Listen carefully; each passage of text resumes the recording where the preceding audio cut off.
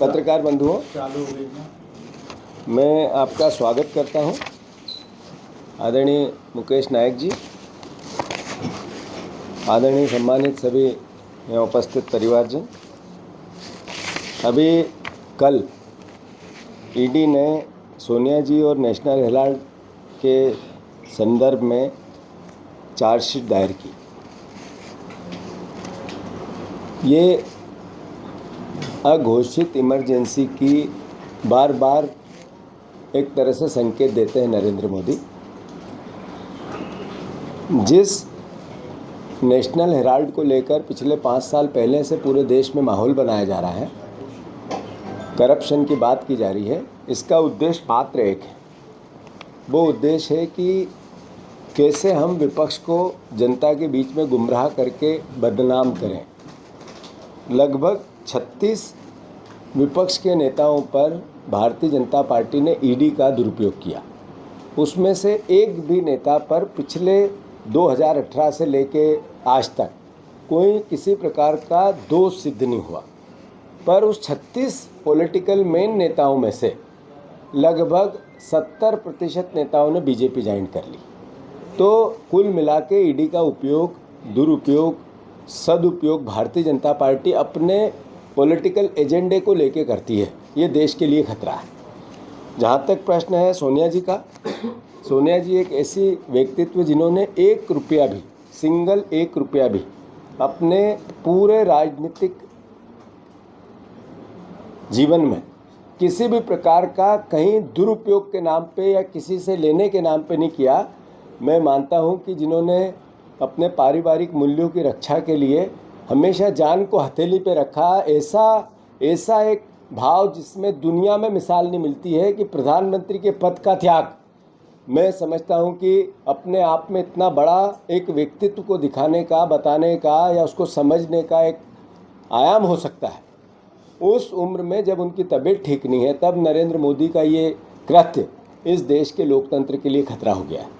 मैं आप सबसे के माध्यम से प्रदेश की जनता से, देश की जनता से अनुरोध करना चाहता हूं कि सुप्रीम कोर्ट ने भी ईडी को लेकर टिप्पणी की है कि ये ईडी का लगभग 5000 केस पूरे देश में आज तक ईडी ने लगाए। लगभग 5297 केस ईडी ने अलग अलग लगाए। उसमें से 40 मामलों में सज़ा हुई, किसी न किसी रूप में सज़ा हुई। मतलब लगभग 5500 केस में 40 मामले। और उसके बाद जितने भी हुए उससे चंदा लो, उसको नोटिस दो और चंदा लो। ये केस कितने मिले हैं ईडी के द्वारा जिन पर कार्रवाई हुई, उनने कितने लोगों ने बीजेपी के चुनावी बॉन्ड में चंदा दिया? ये घपला था, जांच तो उसकी होनी थी। ये घपला ये था कि चुनावी बॉन्ड को लेकर सुप्रीम कोर्ट ने रोक लगाई और कहा ये अवैध उगाही है, ये एक तरह से चोरी है। और वो चोरी पर भारतीय जनता पार्टी में अरबों रुपए चले गए। किन लोगों ने दिए? जिनको उन्होंने धंधा दिया था, बिजनेस दिया था, ठेके दिए थे, बड़ी बड़ी रोड के कॉन्ट्रैक्ट दिए थे, जिनको किसी न किसी रूप में सरकार ने धंधे से मोबिलाइज किया था, उनसे चंदा लिया चुनावी बॉन्ड को लेकर। 4-5 साल हो गए, 4 साल उस पर जाँच क्यों नहीं हुई? उस पर ईडी क्यों नहीं गई? जब ये नेशनल हेराल्ड का मामला है, इसमें 1 रुपया किसी को लाभ नहीं हुआ, किसी से किसी की संपत्ति नहीं हुई, अखबार की संपत्ति है। जो ट्रस्ट में लोग हैं उनके नाम से कोई किसी प्रकार की जो अपनी बात है वो कोर्ट में चल रही है। कोर्ट में अपनी बात हमारी लीगल वर्किंग पार्टी की चलेगी।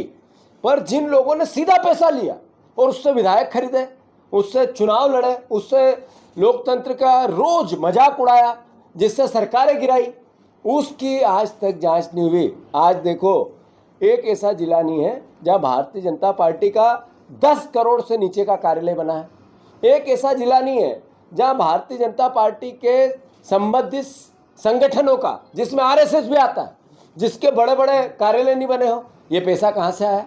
कांग्रेस का तो नहीं बना, सोनिया गांधी जी की संपत्ति तो नहीं बढ़ी, न किसी कांग्रेस के नेता की संपत्ति बढ़ी। मोदी जी, अगर आप में साहस है उम्र के 75 साल के पड़ाव पे, तो आप मध्य प्रदेश के सारे मंत्रियों की जांच करा। अगर आप ईमानदार हैं, न मैं खाऊंगा न खाने दूंगा, न आपके कोई पीछे है न आगे है, मेरा पूरा जीवन राष्ट्र के नाम समर्पित। अगर समर्पित है तो मोहन यादव की जांच कराओ, उसके परिवार की कराओ, उसके मंत्रियों की कराओ, आपके सांसदों की कराओ, आपके जितने विधायक हैं इनकी कराओ। अगर वेद अवैध संपत्ति कहीं मिलेगी सबसे ज़्यादा तो आपकी पार्टी के नेताओं के नाम पे ही मिलेगी, इनके परिवार और रिश्तेदारों पे मिलेगी। आपने सोनिया गांधी पर आरोप लगाया, सोनिया गांधी को सर्च ऑर्डर दिया। सोनिया गांधी उस परिस्थिति में जब वो बीमार हैं, उनके साथ रोज हॉस्पिटल किसी न किसी रूप में जाना होता है। ये मैसेज क्या है? ये मैसेज है कि आप आपके पापों को छुपा रहे हैं। देश आज सबसे बड़ा बेरोजगार हो गया, देश की आर्थिक व्यवस्था चरमरा गई। आपने किसानों के 3 काले कानून लाकर किसानों के हालात खराब कर दिए। देश में सामाजिक सौहार्द बिगाड़ने में आपको महारत हासिल हो गई, आपकी पार्टी को हो गई, आपके विचार को हो गई। आपकी सरकारें सिर्फ एक ही काम करती है, आपके मुख्यमंत्री आपस में भेदभाव करवाते हैं, लड़ाई करवाते हैं, केवल सौहार्द बिगाड़ते हैं। और आप उन सब पापों को छुपाने के लिए देश की ट्रंप जब आपको चुनौती देता है तो आप मुंह छुपा लेते हैं। और जब पूरी दुनिया में हमारी अर्थव्यवस्था धीरे धीरे नीचे जाती जा रही है, अर्थव्यवस्था की जो डीजीपी का जो हमारी विकास दर है वो कम होती जा रही है, तो तब आप सोनिया गांधी के खिलाफ या विपक्ष के नेताओं के खिलाफ इस तरह का आरोप लगा के आपके पापों को छुपाना चाहते हैं। मैं समझता हूँ देशवासी समझते हैं, देखते हैं इस देश में कितनी अराजकता है। आपके एक मंत्री ने, जो आपके सबसे सहयोगी बड़े हैं, उन्होंने बाबा साहब अम्बेडकर का अपमान किया, उनको गालियां दी, एक तरह से उनको तिरस्कार किया संसद के अंदर। क्या करते हो अम्बेडकर अम्बेडकर अम्बेडकर, क्या क्या है ये भावना? ये आपका एक विधायक जब जूली